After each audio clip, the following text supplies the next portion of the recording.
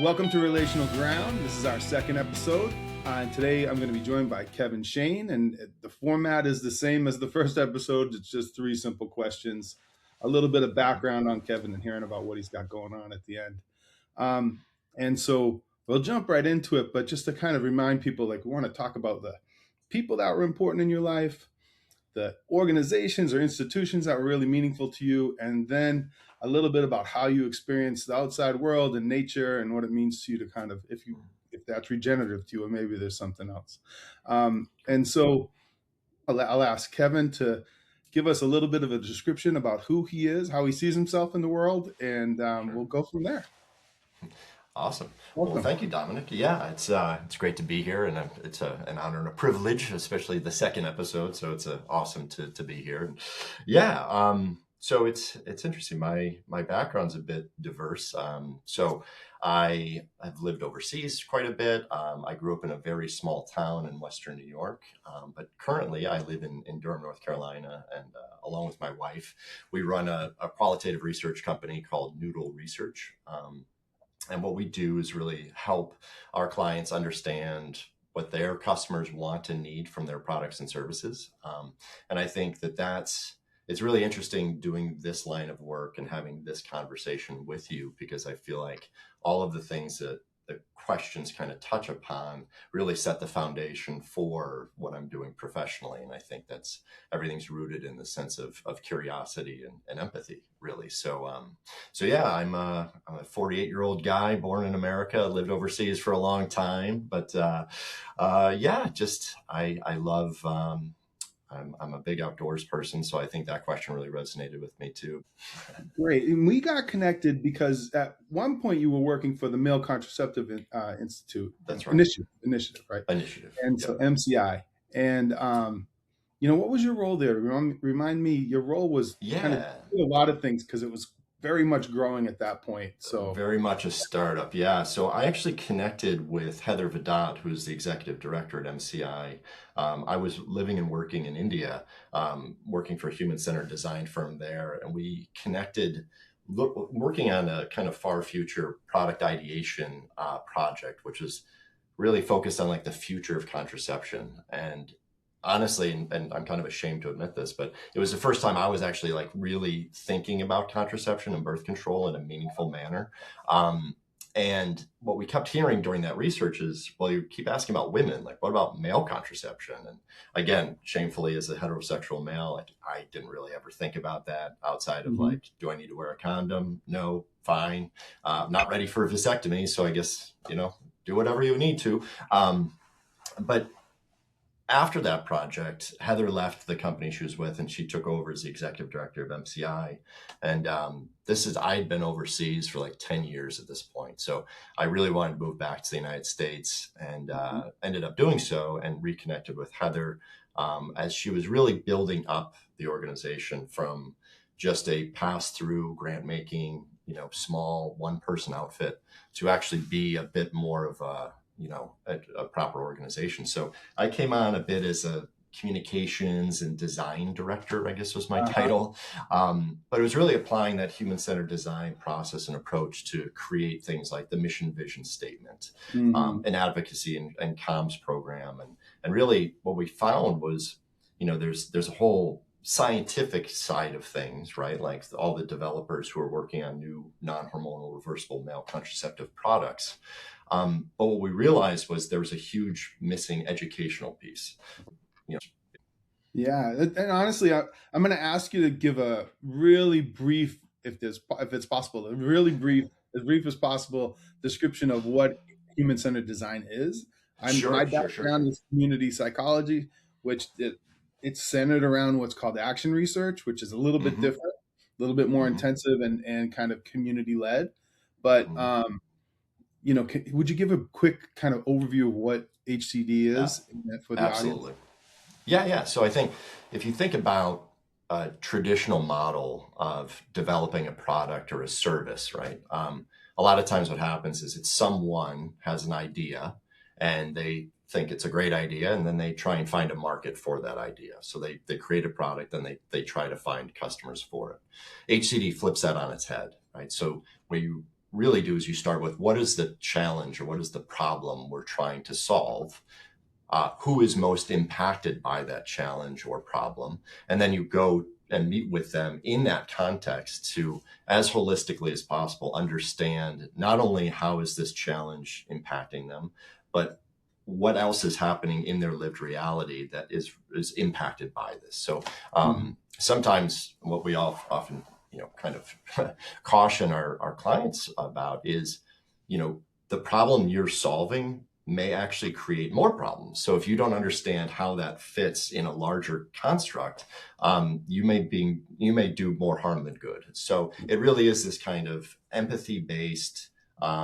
Really, it's an act of vulnerability on the researcher side, because you are really just the steward of someone else's truth. You're allowing the people who are impacted by something to be an active voice in the design process. So a lot of what we do is what we call like field research. So going actually into communities or into people's homes to talk to them about their experiences, document what their daily lives are like, and then use that to kind of bring that into like a workshop environment to co-design potential solutions and then test them, and keep reiterating that process throughout the life cycle of that product or service. Yeah, in that Not exactly validation. the most pithy explanation, but Well, no, but it's perfect because I mean, it's that validation with the community that you're moving in the right direction. You're ticking all the boxes in terms of those potential fallout points. You're getting community buy-in so that when the mm-hmm. activities are actually happening, people are, if they're not enthusiastic, they're at least approving of Yep. those Mm-hmm. activities. And so it's really critical to take this approach in a lot of things. And I think people do this type of work around whether it's political initiatives or it's health initiatives or it's even in the Mm-hmm. school, working with students to kind of understand what how their life is kind of working so that you can tailor a lesson plan, those Absolutely. types of things. So yeah, I Yep. think it's great, and thanks for sharing that. And Oh, you absolutely. mentioned about a little bit more different dynamic with Yeah, absolutely. Yeah, it lends itself to that systems thinking, right? So you yeah. start seeing everything not as a one-off experience, but part of a continuum of a lived experience, right? And I think it's really interesting too when you think about, you know, especially when you're working in underrepresented or under yeah, underrepresented communities. It's a very powerful exercise, and giving someone an active voice into things is very transformational for participants and researchers as well.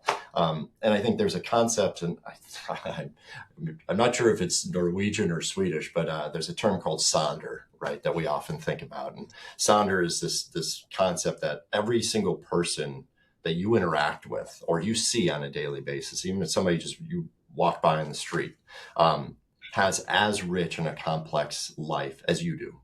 So literally every single person, there's no kind of like co-star. That person's not a co-star in your movie. They are the lead Right, actor in their movie. So right, it's really right. interesting then when you start thinking about just how you react to everyday frustrations. I mean, Right, you may see some jerk who runs a red light and you think, oh, what right. a, I jackass like that this. person is, but they may be racing home because there's an emergency, so there's Mhm. an amazing film version of that author David Foster Wallace's commencement speech from a long time ago, called "This Is Water," and I highly recommend anyone who's listening to this, or you especially, Dominic, to watch this, because it really touches upon that, like what does day in and day out mean, and what's our default mode of kind of processing and reacting to frustrations. And if you do so, and you think that you're the victim or everything is being done to you, you have a much more negative, a much different take Yeah, on reality than if yeah. you just look at someone and say, wow, they're probably having a bad day and they didn't mean to cut me off or be a jerk to me, but I don't fully Mm, understand what's going on with them. So it makes yeah. for a much more of a community minded, community centered thinking. I love that. And honestly, it's one of those things where whether it's Ubuntu or like the different Mm, terminology you kind of pick up from living overseas, and you start to see like, exactly. these philosophies kind of weave into the actual culture and how people approach you and how they talk Totally. to you, like what the way in which they're talking to you and what they expect from you and that type of thing too. Hmm. Uh, and I think that's kind of really enriching to bring back with you from those places as well. Um, Absolutely. but we can maybe link to that movie or the Yeah, concept yeah, no, I, in the yeah, notes afterwards. So, absolutely. um, I swear, I feel like I watch it every 3 to 6 months, just as a nice reminder of like to keep things in uh-huh. perspective, right? So yeah, Yeah, yeah. And well, that's a great transition too into like this first question, right? So thinking about who are the people that or person who kind of, or one or a couple of people in your life that have really hmm, shaped who you are. And I like the idea, like going from that note that Sonder you called it, right? yeah, Going from that notion of understanding that people are coming from their own lived reality and this whole kind of being the center of their own life as you interact with people, yeah. and trying to better understand them. Like, give me a couple of, or an example as to somebody who's really impacted you and kind of shaped the way you view the world. Yeah, yeah. Oh, I think I mean, it's amazing because I was thinking a lot about this, preparing for this conversation. But I think specifically the one person that I would definitely highlight is my uncle Dick, who's my mother's brother. But growing up, he was a contractor in my hometown, so doing general contract work, so like drywall, laying floors, remodeling businesses. And his hiring philosophy or practice was either one of his nieces or nephews or someone who's recently released from prison, likely. Mhm. So as a young person, I'd work with him in the summers, in high school and college. And contracting work, it's expensive stuff. It's kind of intimidating, so you don't want to make any mistakes. And I just thought it was so amazing for him, one, to hire people like me who didn't have the skills, but also to give people a second chance, folks who he didn't really know, but who had been through some sort of a challenge or hardship and are trying to put themselves back, get themselves back on, square one and a good footing in life. And just that empathy, the compassion that he showed strangers and his own children also, or relatives, um, and the it was the first time really, just not to like badmouth my dad, but like my father is part of the silent generation. He's 91 years old today. He was in his Okay. 40s Happy when I birthday. was born. Yeah, yeah. Yes. So but definitely grew up in a very much kids are seen and not heard type thing, and Hmm. definitely not a big hugger or anything like that. So Yeah. I think my uncle Dick was the first time having like a male role model in my life that would say like I love you or I'm proud of you and give me a hug. And even when I would make a mistake at work, it'd be like that's all right, try again, this is how Yeah. you learn. And I Yeah. think that the amount of confidence building that allowed for me and my siblings, my cousins, but also to see how a lot of our other coworkers would react to that, to have someone who says, hey, it's okay, you made a mistake, try again. And just how much people really just were attracted to him and drawn to him. And I think, you and I have talked about this in the past about like toxic masculinity and these kind of traditional, male archetypes that, the strong silent type, this tough guy mentality. And to see someone in such like a masculine occupation to be that sensitive person and to be okay with Hmm. sensitivity and to show emotions. I mean, he's definitely one of the first people, men that I've cried with, so it's like, Hmm. that's an Hmm. amazing, an empowering kind of role model and figure for me that I think really kind of showed one, this notion, don't assume you know what's going on with other people. So again, that Sonder Yeah. component, and it'd be easy to dismiss someone who's just recently been released from prison, who's gone to jail Right. for some sort of a crime that they Kind of committed. cultural, right? Yeah, yeah, but Hmm. and then how many people give you a second chance? How many people are willing to say, I still respect you, I still see you, everybody makes a mistake, and try again. So I think that really helped me um, be a little bit more charitable with myself as well as others that I see, and to have that more empathy, the empathy filter being the primary filter as you interact with folks. So To go back to your uncle for a minute, your uncle Dick, mm, it's interesting. Like, I think I have an uncle similar to that, right? Very okay. bigger than life, physically big, has this Hmm. like this history of not taking any shit from anybody. But at the Hmm. same time, he was one of the few adults who sat me down and said, like, "Hey, man, this is you can't be doing this. This is Yeah, yeah, yeah. but he was also kind of understanding about it, right? Like he understood Yeah, because he was there at some point, and yeah, and he didn't like yell at me about it. He was just like, "All right, enough of this," you know. And yeah. also, he sat me down a few different times and said things to me around like, and because I didn't have a dad growing up, so he knew he was the figure, and Hmm. so it was interesting how guys who kind of can. I don't know if I necessarily want to call it code switch, but kind of code switch in a way, like Hmm. be able to talk to you within the traditional masculine context. You know, stoicism has a value, and like being Yeah. tough has value, but Hmm. also being caring and generous and understanding and empathetic also has a value, right? So Yes, yes. being able to figure out when to apply those skills, like Hmm. personality traits, however you want to, whatever you want to label them. I don't know what the right thing is to label them, but that have those characteristics, um, and know when to use them correctly is really essential. And to see that as a young person, to see somebody Hmm. go from, you know, this guy was like big time into martial arts and like big time. And this was way before all this MMA kind of. He was Yeah, yeah, MMA, yeah, yeah. right? So like, and he was like huge, like to me as a little kid. He was Yeah, yeah. and I was a pretty big little kid, and Yeah. just the whole of it, like him still being compassionate and things like this with me, Yeah, yeah, was really critical. And yeah.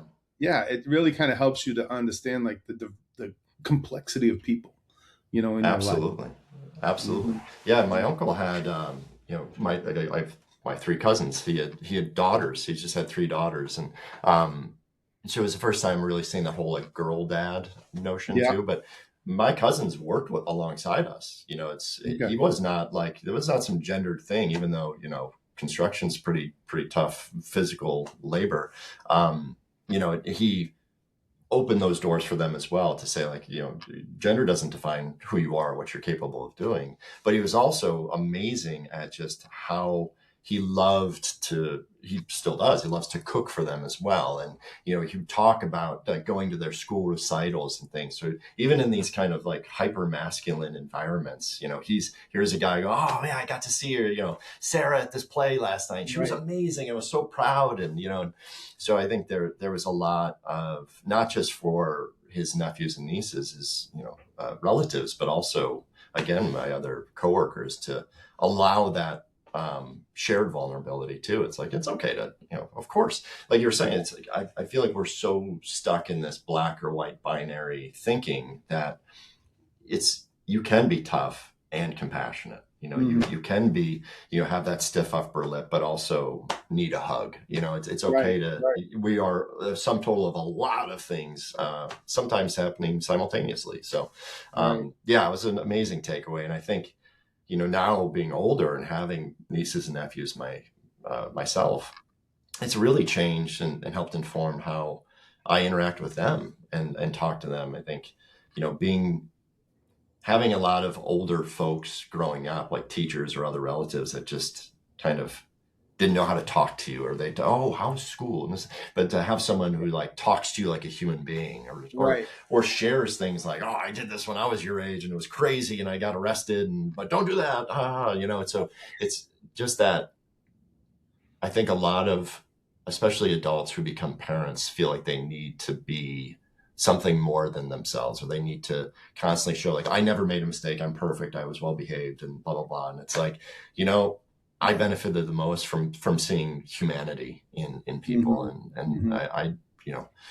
none of those anecdotes made me run and do these goofy, crazy things that he got away with. But it helped me see that, hey, growth is part of everyone's, journey. Yeah. Imagine I honestly like I've skirted around some questions for my kids, and I'm actually Yeah, father of two daughters, but yeah, I try not to tell any lies around it, you know, like, but yeah, yeah, yeah, yeah.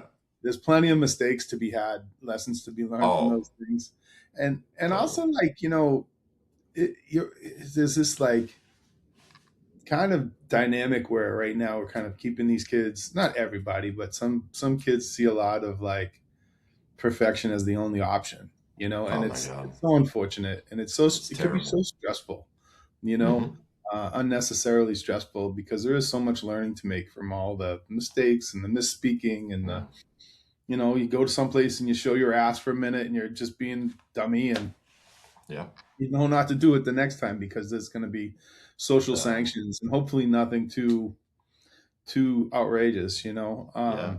but yeah, What's it's I feel so bad for kids today with we often, joke. It's like, well, thank God we didn't have, these smartphones and cameras. Everyone's, at parties in high school and college, and like we're part of that last generation that was we still remember life before the internet. And like kids today, I mean, like you said, this whole perfection trap, I think, with social media and some of this online, or the shift from the real world to this online world, as though that's safer, and my kid's at home, so therefore I know they're okay. False reality that it presents. I mean, it's nobody's perfect, and yeah. but you go on social media and everyone's hyper filtered and everyone's got this perfect life, and I mean, it's shown. I mean, data's showing it's just leading to depression and stress and anxiety, and it's killing these literally younger kids today. So Yeah, and it's a shame.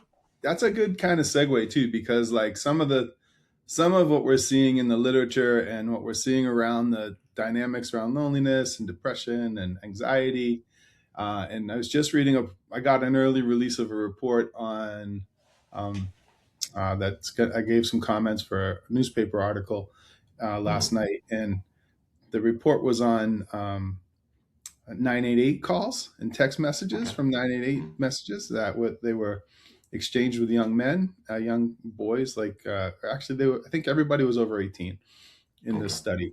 But the point is that they were talking about like what were some of the biggest stressors and anxiety producers, and a lot of it went around like social connection and relationships, Mm, right? So navigating those relationships and not having that report will come out soon, and I can link to it in the notes possibly at some point. But the idea is that they were just talking about what was creating these kind of suicidal ideation or like mm, high stress dynamics for these kids to use this 988 service. And thankfully they did. But a lot of it was those relationships and not having kind of like spaces to kind of go, and organizations that are kind of yeah. positively building interactions and opportunities to be with other kids, to process things and things Yeah. like that Yeah. Yeah. too. Um, but so in your life, I'm curious to understand like how did organizations or groups or Hmm. institutions, whether maybe formal or less formal, how did that play out in your kind of development and who you are, and like how you got to, I mean, you Yeah. travel the world. Traveling the world isn't just getting out of bed one day. Sometimes it could be, but not usually. It seems like a pretty conscious decision, right? So Yeah. Yeah. like Yeah. Yeah. what got you the confidence to kind of go out and be more social and interactive? Yeah, and I think, I mean, building off what you're saying with this kind of online living, I think I definitely benefited from growing up when I did. So, you know, as a kid, I was raised Catholic, so I think I'd be remiss in not mentioning, the impact that that had. I'm not religious anymore, but I think that foundation of compassion, of treating others as you like to be treated, this all of those things, all of that kind of messaging really kind of landed with me, and kind of shapes how I interact with people. But I also think, one of the best things that's ever happened to me too is, I have three brothers, so rambunctious boys, always playing sports and whatnot. But my mom had a rule that if we were going to play organized sports, we had to balance that with some sort of art or theater or something else. So I think there's a lot I can say about organized sports, like playing football, basketball, baseball, being a part of a team, and knowing that other people are counting on you, and that, you've got to put in a lot of effort. You've got to try very hard because it's you're part of something bigger than yourself. I think that was always very important. And to just, in the case of football, it hurts sometimes too. You're out there like being getting knocked around pretty good. For Um, sure. but I really, when I think back to, and this is something I think I really benefited from professionally, is being in like musical theater, and having to get up in front of my entire school at 14 Mm, years old and sing a solo, and embarrass yourself, or feel like you're embarrassed, but then have like a positive reaction to that. I think, um, so I think I really benefited from a lot of the organizations that took me out of my comfort zone, that put me into a place of, still part of a collective, but doing things that are a little bit different that I wasn't necessarily adept at or good at. So I remember playing in like a school band, and yeah. my brother was a trombonist, I was a saxophonist, and we were terrible. And like I just remember going to a recital, and it was awful, and people made fun of us. But it was like, you know what? But I was up there, and you were in the audience laughing. Right. So it takes a lot of courage, it takes a lot of strength to get up there with my friends and just try Mm, something. So I think, and I know you had commented about relational ground in your logo, which I don't know if you're aware. Are you familiar with the story of the buffalo and the cow? no, please tell me. Oh, this is fantastic. So I don't even know if this is true, but it's one of these stories that people use to talk about the need for like facing adversity, for growing through adversity. So if you look at a herd of cows Mm, and a thunderstorm is approaching them, they will run away from that storm as far as they can go. So mhm. until land ends, they will just run away from that storm. Yeah. Buffalo, a herd of buffalo will run directly into it because Right. they know by going into it, you're going to get through it fast and it'll be over with. So, yes, it Right. may be some real temporary discomfort. You're going to get through it though. And once you get through it, life will be better. Whereas in the instance of the cow, they're constantly going to be running. They'll constantly have that Mm, anxiety, that fear of what's coming, what's going to get, it's going to get me, this boogeyman. So it's giving the appropriate kind of size and strength to any challenge. And I yeah. think something like that, where what are you afraid of, or what are you not good at, and to try that and fail and learn and grow and experience. I think those are the instances that I gained the most from. I mean, I was on the golf team, and I was terrible Uh, at golf, but it really pissed me off, and I was like, yeah. and I was competing with someone else, and Mm, but competing with myself as well. So I think those, what I valued the most were those opportunities where I wasn't the best player. I wasn't going to be the all-star, yeah. the person who's the captain of the team who's going to excel. But you know what? No one's going to out effort me. And I think that Yeah. that lesson has really stayed with me. And I think, going back to what you said about world travel, I grew up in a town of like 1,500 people in Western New York. Many of my friends never left town. Yeah.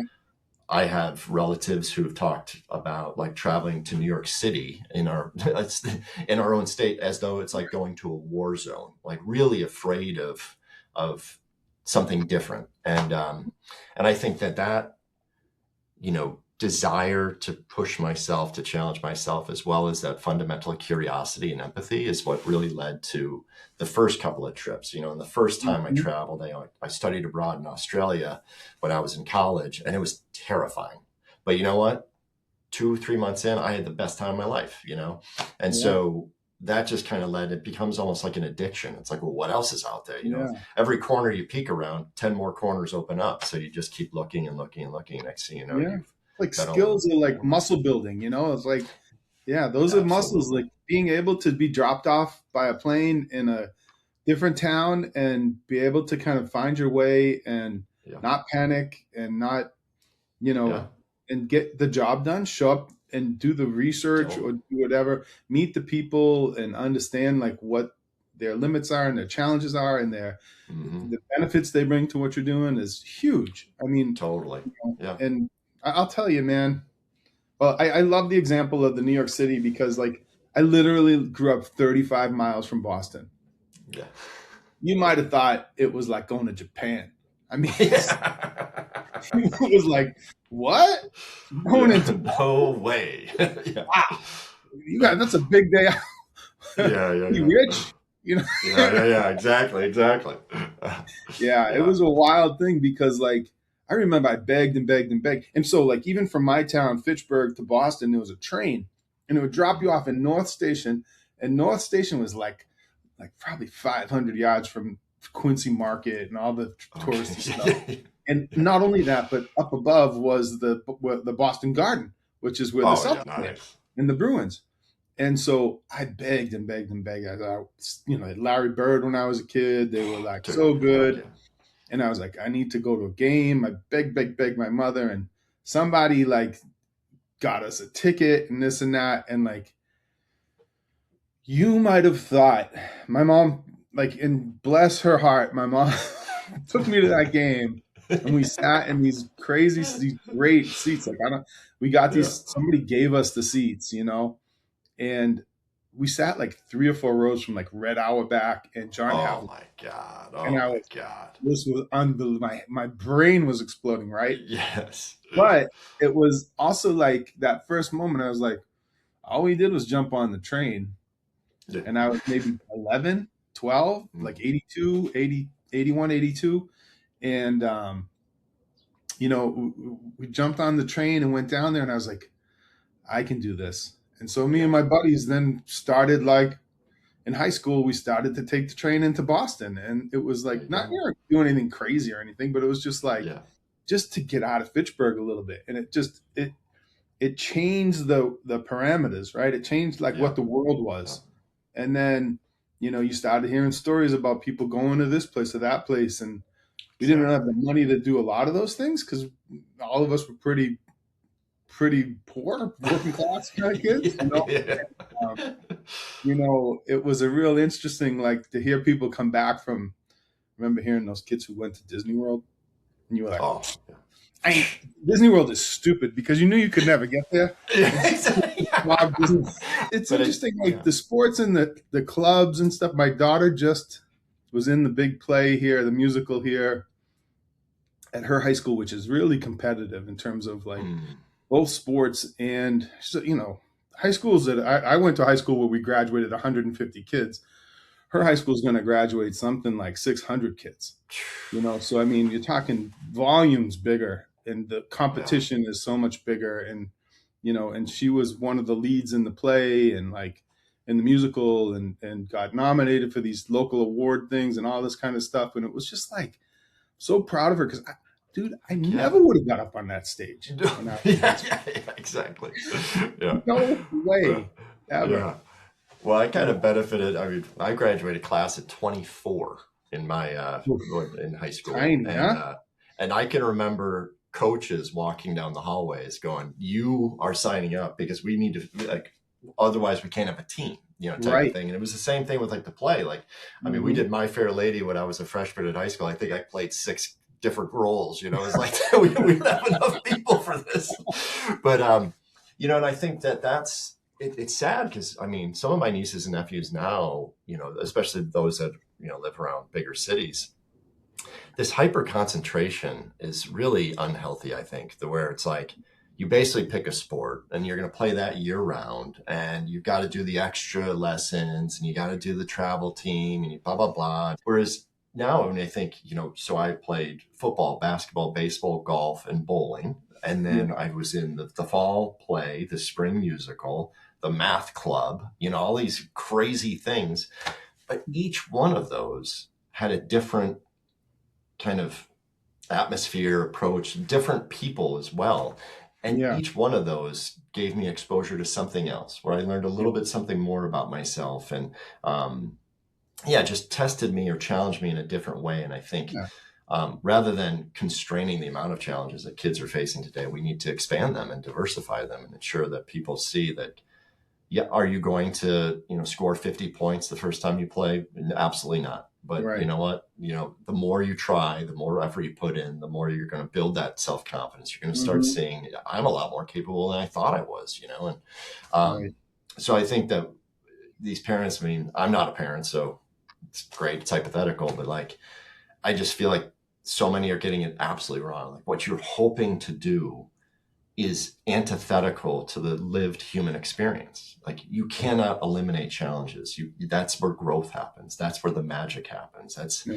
that's where, you learn who you are and what you're capable of, and allows you to kind of, through that initial definition, then grow and expand and try different things. So It, I will it's always interesting. be really grateful for all those experiences. Yeah. Yeah, I think that the diversity, you're even hearing like the higher level the coaches and things looking toward kids who are playing a diverse range of sports, right? So they don't want the Yep. kid to be full time basketball, or at least to be doing something different because of the muscle Absolutely. stress, the strains on the ligaments, and the different tensions it puts on the body.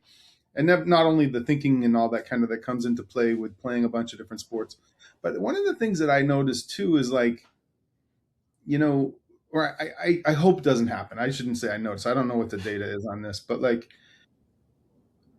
you want kids to be lifelong players of the sport, or like Hmm. doing these things over time, participating in community theater, or at least supporting it, or figuring out how to be part of that, or even going to the shows.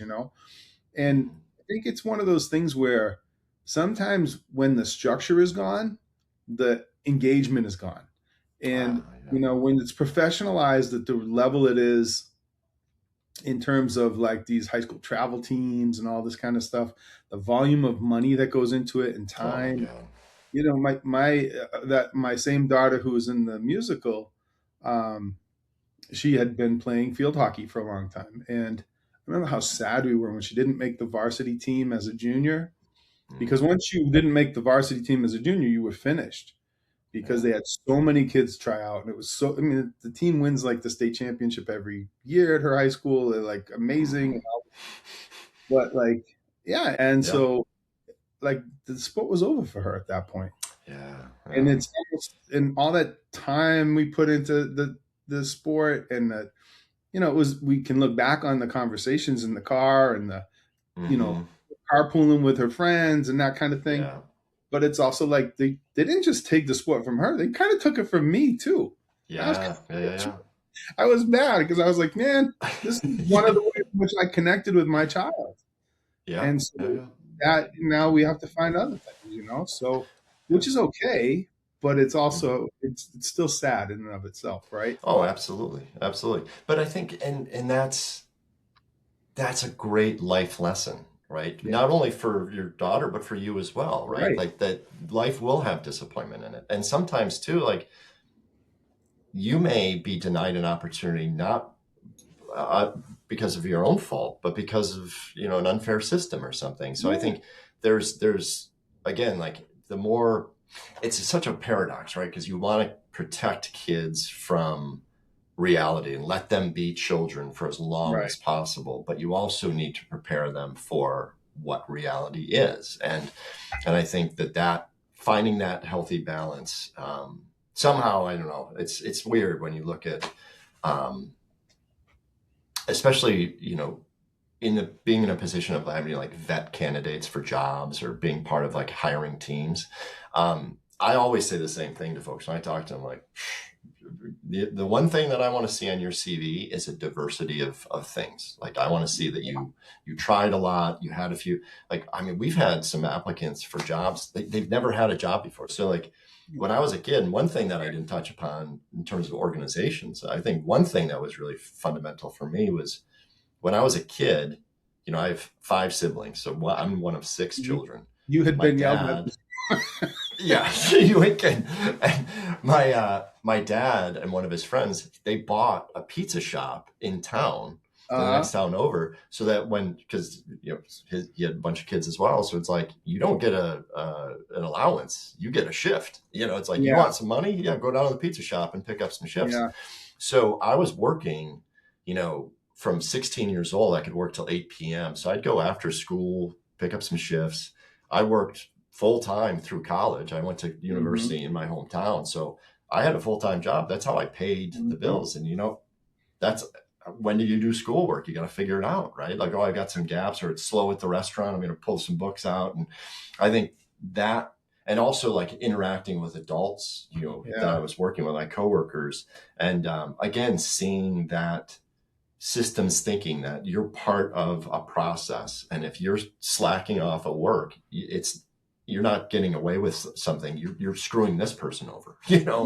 And I yeah, think that there's when you're thinking about who you want to work with or interact with, I want somebody who has had those diversity of experiences, who knows what it's like to be a part of a team, and to be to have that personal accountability and responsibility. And the only way that you can do that is through those experiences. And the more you try and the earlier you do that, the easier it gets later in life. Right. And I 100% agree with you. I mean, I couldn't even tell you the number of different jobs that I've had. Oh, And, dude. it's crazy. Like Yeah. grocery stores and like, Yeah. construction and carrying pipes and, all kinds. 100%. Yeah. I was a school Totally. teacher for a long time. I mean, Yep. yeah, Yep. totally. But I think the more Totally. important question here is, can you still toss a pizza? I try my best. Yeah, Yeah. my wife laughs at me because she's not a big pizza fan, but yeah, I make pizza at least once a week. So yeah, oh Okay. dude, yeah, it's Okay. amazing. But Nice. yeah, yeah, Does he still own the pizza place or no? he does not know, and it's some of my buddies bought it, and they're killing it. They're doing a great job. Oh, So, nice. but I thought that was a brilliant strategy on his part, though. It's just like, not only is that a way for you to make some money, but it really is a way of growing up and being mature too. I mean, I remember getting my first paycheck and just blowing it, and just Yeah. all of a sudden it's like, oh crap, I worked. You make that mental association with effort and compensation, and you Yeah. realize like, wow, I worked my butt off for that, and that was really stupid that I just spent all that on a PlayStation or whatever the hell I did with it. But so I think Yeah. there's also those. I'm definitely one of those people that like, don't touch that. That's hot. I'm touching that. So I need to make a lot of mistakes in order to learn the right way. And I don't think I'm unique in that Yeah. sense. Me So too. And I'm hearing my yeah, kids like right now as they're getting, right now they've been applying for jobs for the summer, and like one of them is in college and she's coming back she'll be back tomorrow night. And then my other daughter who's just graduating this year, they both need to work, and yeah, they've been hustling to try to find something. Hopefully something will come yeah, up. But yeah, it's an interesting moment for that kind of stuff. And but it's definitely the expectation isn't just by my wife and I. It's they want to work. yeah, They realize like being in those positions, you meet a bunch of people, changes your social absolutely, network and that kind of stuff too. So yeah. but, absolutely. And I but mean, moving that's us along a that's little bit, because I yeah. Sorry. really go too long. Yeah, yeah, Just yeah, kind of round out like these three questions is like, yeah. you talked a little bit about the outside earlier, but like Mhm, how do you engage nature in your life, and like what does it mean to you, and how do you find time for it, for one thing, and mhm. what types of activities are you doing, and then kind of like how restorative is it, or in what ways is it Oh, restorative to yeah. your making you kind of more functional in day to day? Totally. Well, I will say, I mean, I think, again, I grew up in a very small town. My parents, they bought a farmhouse out. I always joke that the great anecdote. I was in college when we got a house number. So all my life, we were the Shane family on the West 5 Mile Road because no one else lived Yeah. out there. It was just like, that's them. Those are the weirdos who live on that road. So, I mean, Uh-huh. our backyard was like, my mom would open the door in the summertime and be like, I don't want to see you till the sun comes down. Like, you Uh-huh. go play in the woods, you do whatever. So again, with my siblings, we were constantly out, like, playing army in the woods, or there was a big creek at the end of our property. So, I mean, we used to take like rubber rafts and float into town, for God's sakes. And then my mom would come pick us up. I swear to God, it was Uh-huh. crazy. And so I think that was something that we took for granted, like, Mhm. and kind of, and I went to college in my hometown, which was a very interesting experience because there's a lot of kids from like Philly and DC, Baltimore, New York, Yeah. Boston, and they would just make fun of my hometown to the nth degree because it's like all backwoods, small, Yeah. redneck town. And that was the first time I actually saw my hometown like through those eyes and being like, that's weird. Like, this is great. We have a great time here. um, but then, like most of the people in our generation, I mean, it's rare now. Like it used to be that you would have to move to a job, right? So go to a city to find employment. So after I graduated college, I moved around a lot, but it was, New York City. I lived down in DC for a long time. Then I moved overseas. I was, lived in Cambodia for a while. I was in India, in some major mega cities. So for a long time, I went from this very, very agrarian, very rural upbringing to only cityscapes for, 20 years. Mm. Um, and I remember at that time, like thinking there were times where we have like a fire escape and you could go sit outside. And I was like, wow, this is awesome. Like what a great apartment. We can actually sit outside. Right. But when I moved back to the United States, and especially coming here to Durham, I, instead of getting an apartment, I actually rented a house and I had a backyard. Holy shit. I mean, talk about luxury. It was unbelievable. It's the first time in my life, since childhood that I actually had a yard. And that just happened to coincide with the pandemic. And I think I shudder to imagine what life would have been like living through COVID and thereafter without access to the great outdoors.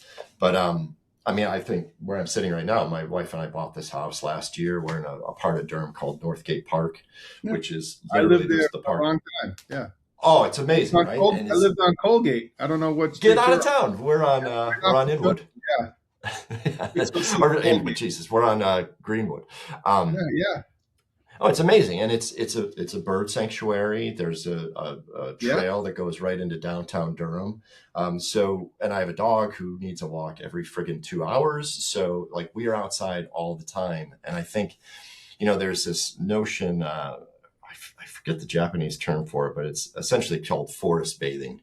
And it's something that's come up as both my wife and I meditate a lot. We listen to these podcasts like Hidden Brain that talks Yeah. about the importance of these things. But I really do believe that there is something to that, being reconnected with nature, actually being in nature. And I'm terrible because I find myself listening to books on tape or podcasts when I'm walking the dog. But more and more what I find is I've been turning off my phone and leaving it at home and just listening to the birds, being in nature. But I mean, I do yoga outside on our patio 3 days a week. I run the other 4 days a week. Hmm. We kayak a lot. I mean, as you know, around here, there's lots of rivers and lakes. Yeah. We get up in the mountains, Nashville, whenever, especially in the summertime. And then in the fall, we go down to the beach. So, I mean, we bought this house because of its proximity to a park, and it's got a big backyard, right? Our vacations are to outdoor spaces, to the Yeah. beaches. And I think both my wife and I have really identified and aligned on the fact that like our best versions, our happiest versions of ourselves are when we're embedded in nature, whether it's camping or on the beach. And I think it's a little different maybe at this age. Like we're not, I'm going to be 49 this year. So in my 20s, I was definitely all about like going out to the bars and being out and about, right? And I think what I've realized now is that I get so much more from that time in nature than I do anywhere else. Especially with this whole, like, I mean, we're on screens all the time. We're on Yeah. our phones all the time. We're inundated with digital stuff all the time. And it can be hard sometimes. And we spend a week at Emerald Isle on the beach every September. And the first couple of days is like our digital detox. Like it takes a lot to like not check the email, not check your LinkedIn or whatever. And what if the client has messaged us? But then once you get through that detox phase, it is so much more relaxing, that pace, Mhm. that slowness. Like I think that's one thing that we forget about a lot of times is the need for just taking that time to yourself to just like sit down, don't do anything. It's not about being productive in this moment. It's about being present and just around nature. So I don't know. It's funny. Like I always joke with Anna saying like 16-year-old me would be so disappointed. Be like, dude, bird watching. What the hell's wrong with you? Nothing This at is all. what we're doing now, but I don't know. It's so edifying. And I think as well, like when you get that, I always say this to people because I think I'm psycho because I run like half marathons and I'd love to these long, long runs. And I always say the same thing. It's not the physical benefit. it's the mental. Yeah. I think there's so much therapeutic benefit from being in nature. I'm sure there's plenty of data around that, but it's the best medicine, right? I mean, just being able to go out, sit in the sun. I mean, we're obviously blessed in North Carolina. Not today; it's a rainy day, but the weather here is fantastic. But it's nothing Mhm. recharges my batteries more than going out kayaking or just Yeah. hearing the birds chirp in the morning. It's amazing. Waking up, that's my alarm clock. I mean, we've got a nest of wrens outside our window, Yeah. and at 6 a.m. they're whistling. So, but yeah, I think it's that return to the what I loved in my youth of curiosity and seeing how the world works. I think working in that humanity, we try and say humanity centered design, more human centered design now, but Yeah. like as you're saying, being aware of how you fit into a larger construct and how you influence things and how it influences you is a very interesting kind of meditation and a daily one, right? Yeah. And Durham was nice. It was really nice to have like some of the parks and the access to the outside and Eno River or Oh, Umstead Park or any of those places. I mean, amazing. honestly, like, and then you're like 3 hours each direction to the mountains and the beach. Yeah, So yeah, yeah, yeah, yeah, yeah. you can do it. It's a bit of a haul, but you can do it. Absolutely. It's interesting.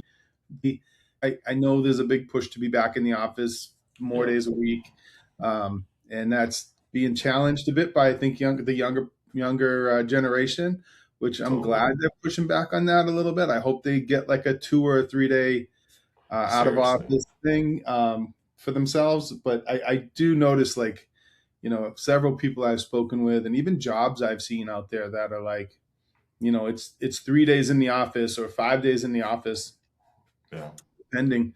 But it's like even today, I just while we were talking, I was seeing the text messages come on my phone, and I have an elderly neighbor down the street, and Mm. she's calling me. Wants me to come and figure out the boxes on her front door and this and that. Oh So no. it's almost like yeah, yeah. So which is great. I'm happy to Yeah, go and yeah. help, but it's like I couldn't do that if I was in the office, No, right? exactly. And she's Exactly. alone, and she gets stressed out about everything and this and that. So it Yeah, kind of like it also kind of limits you when you don't have that flexibility, right? So, totally. but Well, yeah, I it's think there's, go yeah, ahead. like what is the intentionality of life, right? I think that's what I never questioned. I was like, why do we go to the office? Because that's where work is. Then these devices didn't exist, and it's like I could Mhm. leave work where it was. But now, it's interesting is we have a friend who's in like forecasting, like trend forecasting and stuff, and she was saying how you're going to see more and more, and it's borne out of this kind of bringing the outside in. So if you're going to have to be in offices, like having desks that have built-in planters, or like our Uh, co-working space in Durham, we just started a garden outside. So like there is that kind of acknowledgement of needing to bring natural experiences into design spaces.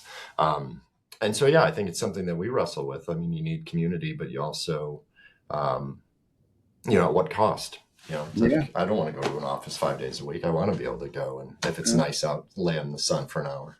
We're kind of coming to a close on this conversation. This has been great. I Mm. really appreciate you giving me all this Cheers. time No, and thank you. energy. Um, but give a couple of minutes on Noodle and tell us a little bit more about Noodle. Tell us what you're doing or what you're really excited about right now in terms of your work. And we'll put some Yeah. links into the notes after too.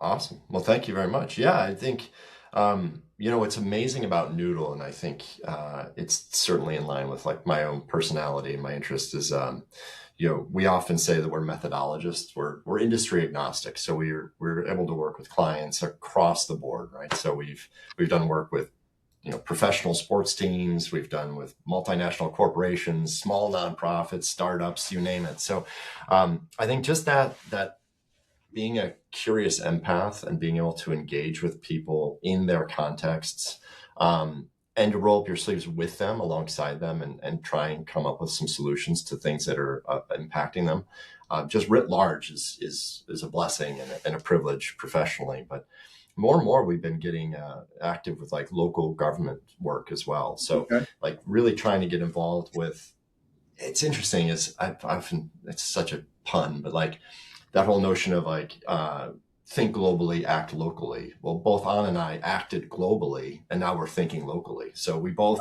spent a lot of time like international development, applying our trade and doing this in far-flung contexts. But to be able to do that in a community that we're invested in, literally, and we have a home here, has been really exciting for us. Like there are some challenges in Durham, and like any growing city, and to not only be like a passive observer but an active participant in addressing those challenges is, Yeah. it's a thrill of a lifetime. I mean, it really is like a culmination. As you said, I had a hugely diverse professional background, and I walked in many different shoes to get to where I am today. But I think now I can look back at those experiences and see how all those dots were connected and helped evolve me as an individual, but also really shape how I think about things professionally and what we're doing with Noodle. So it's really a values-based filter that we apply in the work that we do. Everything is rooted really in that, trying to empower people to have an active voice in addressing challenges in their life, as small as, oh, this website doesn't work the way I want it to do, or as big as, this is a missing contraceptive therapeutic that would change the world, and here's what I want it to do and how I want to interact with it. So I think that's what we're really excited about. We've been getting more involved, not only at the local kind of impact space with governance, but also the startup community. So it's really exciting to think about, how might we help others avoid the pitfalls that we experienced? I think that that's an attribute or approach that everybody should embody. Like, how can you use your experience to help others have a better experience? And that's what we're doing with Noodle. And to work alongside my wife, it's funny. I think sometimes when I tell people that, not only are we married, but we're business partners, and oh, by the way, that's her desk. So we sit. Really? Yeah. Yes. So we're in the same room. So we are around each other all the time, and I can't get enough of it. Right. So I think that's what's amazing. I've have some friends who are just like, there's no way I could work with my wife, and how could you do it? I was like, well, I think it's more of a commentary on your relationship than it is mine. So that's a good response. Yeah. So I think that's really what we like to do, is just constantly peek around corners, constantly stay curious, constantly learn. I think we often say that we try and embody like the teacher learner archetype. So teacher student, we're both a teacher as well as a student. So every time that we engage with people, as I'm sure you've experienced with your research work in the past, is you tend to get more out of it than they do. So it's all, it's a mutually beneficial experience. So the more different contexts we work in, the better. But I think that being active locally has been very, very meaningful for us. And that's where we want to make sure that we're helping our neighbors have a better life, right? So nice. Yeah. I mean, especially you're able to do it in Durham, and the city has changed since I left in 2015. It's a completely different city. I mean, just the volume of people. I have friends who live down by the scrap exchange and all that. Mm-hmm. What used to be the scrap exchange, and now it's like all these high-rise buildings and high-end condos and stuff like this. It's great for the city, and there's like been a lot of positive growth, but it also comes with some growing pains, right? And absolutely. Some of the communities have been really challenged with this, and maybe the growth hasn't happened as equitably, and figuring out how to kind of manage that is a big deal, and kind of spread that benefit around to a lot of different people can be incredibly even so much more impactful than just the growth of these buildings, right? So so hopefully that's happening, and you guys are working with them to solve some of those issues. And it's been, I really appreciate this, Kevin. Thank you, Don. On here, and I know your range of experiences, and not to mention the male contraception stuff, and there's just I think you're very easy to talk to, and you're a great number of examples too. I really appreciate you coming on here, and thank you. No, thank you for the opportunity. It's awesome, and this is a great platform, and I look forward to future episodes, man. Right on. Thanks. Awesome. Cheers.